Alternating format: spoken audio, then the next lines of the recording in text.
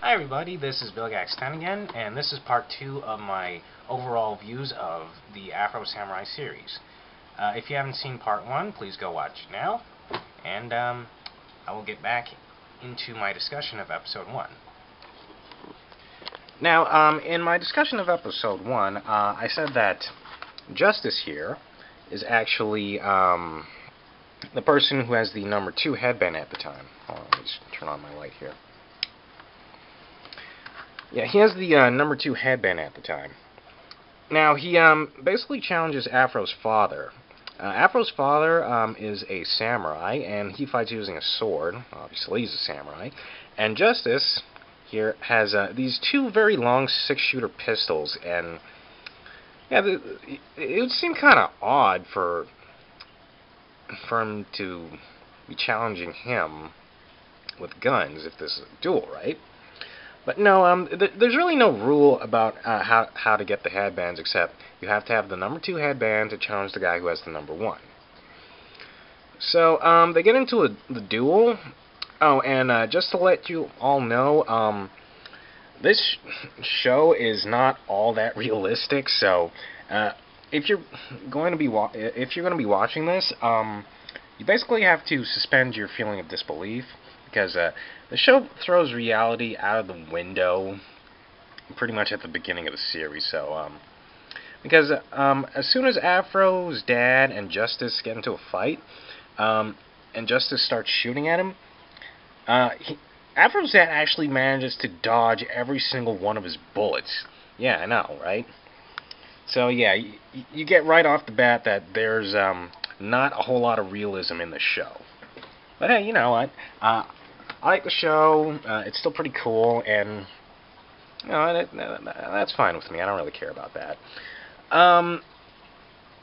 So yeah, Afro's dad and him get into the duel basically, and just as like Afro's father actually is winning at this point, because I mean, Justice, he's no slouch himself. I mean, he is a very accurate shot.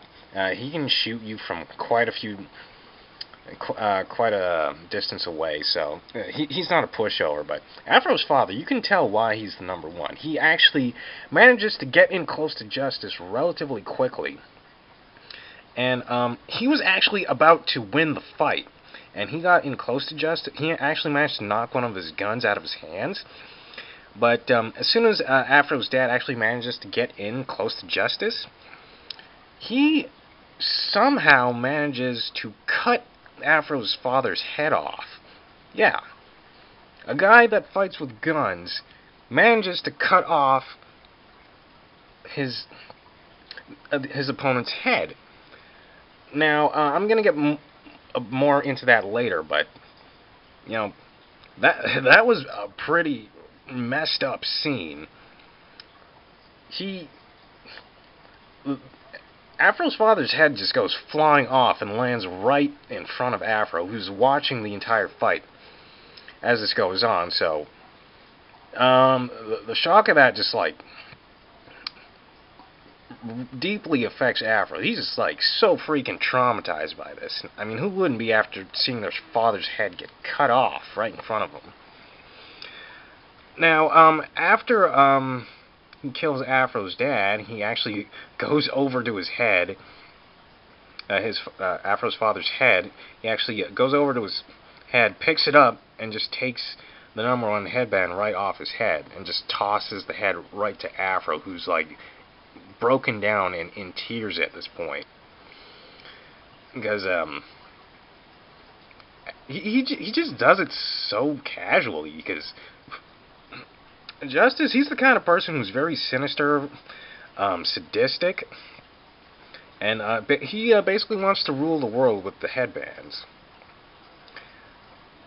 And this pretty much, he pretty much outright says to Afro, who's watching this, he takes off the number 2 headband, puts the number 1 headband on his head, and he pretty much says to Afro that I'm going to be waiting when you're ready to challenge me. Like, I believe he said, challenge me when you're ready to duel a god. And like, that's pretty classic for a villain, if you ask me. That's pretty awesome. Now, Afro, of course, gets really angry at this, and it actually time skip. It jumps forward in time to where Afro is now an adult, and pretty much looks like this now. And you can see him smoking his joint there. Yeah, another thing I want to mention about the series, a lot of the key characters in this series smoke. Everybody smokes in this. Like, almost every person in here smokes. I don't know, I guess Okazaki had a thing about having his characters smoke. I'm not really sure what that's about, but, you know, whatever.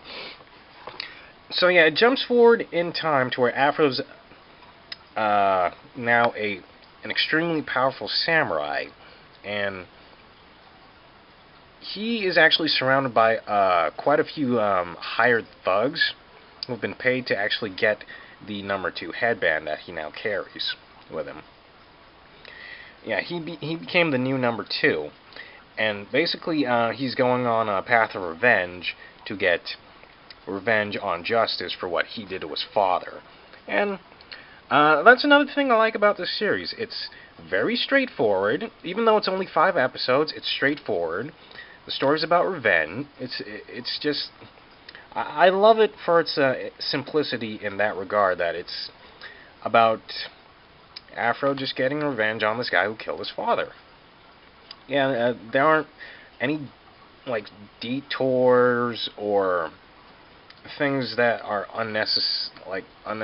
unnecessarily put into this plot, because I enjoy this series for what it is, and it's pretty cool. So, now I'm getting off track again. So yeah, Afro's basically surrounded by all these thugs who were hired to get the #2 headband from him, but as they charge him, Afro just... There's this one cool scene where Afro just pulls out his sword, which this sword actually belonged to his father.